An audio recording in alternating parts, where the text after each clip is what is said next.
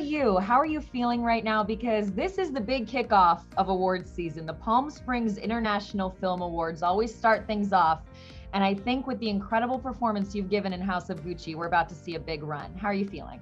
Thank you, Lauren. It's really extremely humbling. I'm very grateful, and I'm honored to be here talking to you about this award today, and to thank all the people that made this possible. There's a huge community of artists all around the world that worked so hard during COVID to keep art moving, and I'd like to really pay attention to all those people. So, Palm Springs International Film Awards giving you the Icon Award. How does it feel to be recognized for House of Gucci with this award?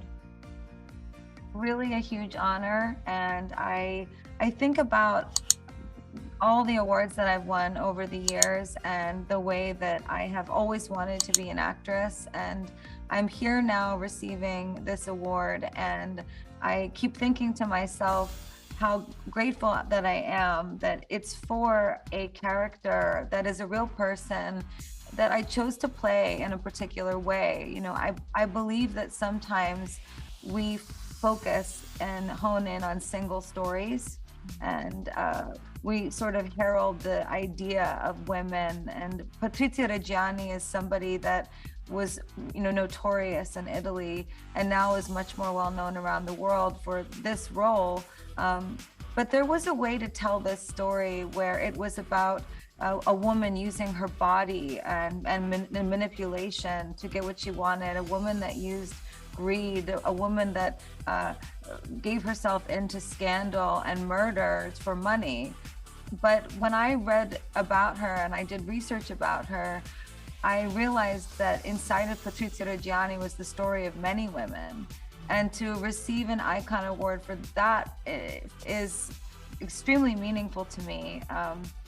The story of many women should be told. And you've done that so many times over, from your music videos to this now. So I just want to thank you for always telling the stories of women, because it's something you did from a young age at a time when I don't think all women are able to do that yet. You know, I don't think I did it on purpose in a way. I think that I'm starting to realize now in my mid-30s that I'm looking back on my career, my short career. I've really only been known as an artist for 15 years and 5 before that, so 20. But I'm a fairly young artist, and actually, you know, I was fascinated with Marilyn Monroe, with Princess Diana. I was fascinated with Ella Fitzgerald and Judy Garland and Billie Holiday and Dinah Washington. You know, these figures, they created a generous and imaginative spirit in me when I was young. And I think also as I endured my own experience in life, I realized that we're all connected, and it's never one thing. A woman's story is not one thing. We all have different stories. And now I'm sitting here thinking, okay, now I want to see you play Marilyn Monroe, since you just mentioned her. Well, I'm pretty sure there's been a lot of films made about Marilyn Monroe, and another one coming out soon that I heard is wonderful. Okay. But you know, I think I'll always tell the stories of women, because I am a woman, and being a woman, I have those stories inside of me to share. And women are powerful. They are. Women are vulnerable, and to be vulnerable and strong at the same time, I think is a truly special thing. Well, as you just said, in your short career, but incredibly full career, you are now getting the official icon status. I mean, the Icon Award, the word's right there.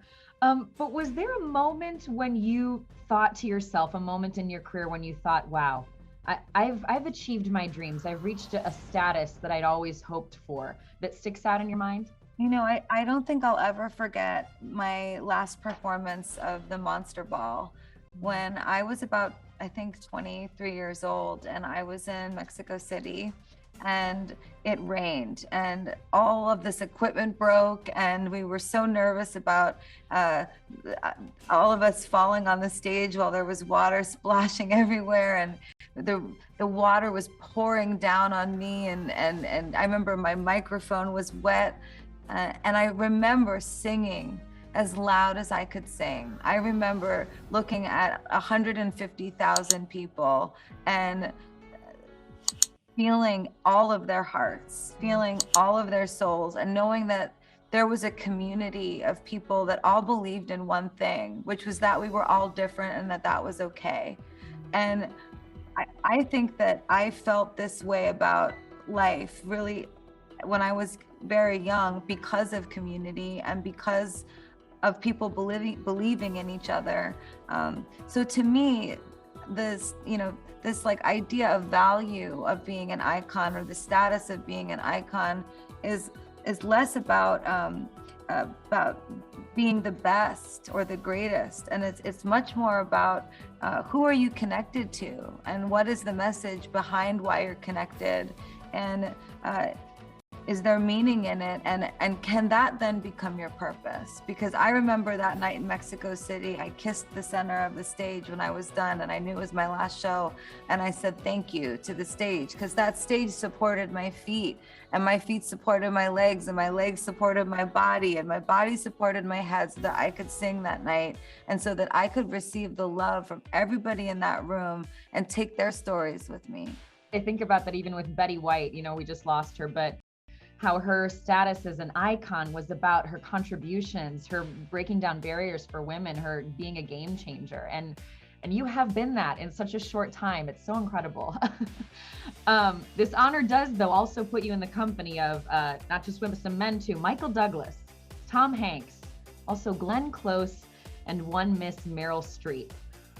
What goes through your mind when you think that Lady Gaga's name will now be read in that list when someone gets this award next year or the year after that? All the time, what goes through my mind when I hear you say that is how I wish to bestow upon as many people as possible that might be watching this, that if you have inside you something great that you wish to share, there will be somebody to receive it if you have the bravery within you and the courage to keep going. I feel very blessed in my life. I feel very blessed to be in this company. And I also feel very validated as an artist. To be in the company of these actors is tremendous. And these are very committed actors. I've always looked up to. Do you know what you want to do next? We heard you might be writing a musical. I did speak about my desire to write a musical, but I do have something in mind for what's next, but I'm not going to reveal it just yet. But I will say that this was an absolutely amazing experience. I just feel really blessed that I get to make what I loved during a time that is so difficult. And I just want to ground in that with you, Lauren, on this, because people watch TV, I think, at home, and I think that some of us we don't live in the same world, but I live in the same world as you if you're watching, and I see what's happening, and I love you. That dress is giving me some Patrizia wedding dress vibes. I'm just wondering who you're wearing. Oh, really? A little bit. So who are you wearing? I'm wearing Rodarte, and I absolutely love it. And I was feeling more like a fairy punk today. What are the award season fashion plans? Any outfits that we can look forward to? My award season fashion plans will be comfort, because comfort's important, and I don't think women need to torture themselves for fashion. I want to show up, and I want to make people smile that love watching the award shows, and I want to be there to celebrate all my colleagues and all the legends that have come before me. Now, we know that you consulted another incredible actor, Bradley Cooper, before you took this role. What is it about his opinion, his insight, his friendship that are so invaluable to you? Bradley was really the first filmmaker to believe in me for a starring role as an actress in a movie. And I will always value his opinion. And when I talked to him about playing this role, he was extremely supportive, but he's always very honest, and he's insightful, and he has like a clarity about him that is really magic. And it's magic for him as an actor. It's magic for him as a filmmaker. I think he's phenomenal in Guillermo del Toro's Nightmare Alley. I wouldn't have asked anybody else first about this movie, other than Ridley, of course, himself. Well, we want to see that Icon Award. Do you have it? And can we give you an opportunity to thank anybody who you'd want to thank for it right now? I've always wanted to redefine what it means to be an icon. In receiving this honor, my true dream would be for you to envision my legacy as a mirror, reflecting all of you. I think sometimes we focus so much on a singular icon, someone like me, that we forget to seek out icons that are already all around us. Icons like your grandmother, your school teacher, your neighbor. I even bet some of you have called your best friend iconic. Inspirational icons reflect authentic community and are built by community. Communities that are connective, share values, are not afraid to debate, are generous. The LGBTQ+ community, the artistic community, those who feel unheard, or those who simply align with my vision of a kinder and braver world, I'd like to thank you. I know it was you that built our shared image and shared message into an icon. You're all mirrors, reflecting through me and through each other. Thank you to Chairman Harold Matzner and the board of the Palm Springs International Film Society. I'm so grateful to be receiving the International Icon Award for my performance as Patrizia Reggiani in Ridley Scott's House of Gucci.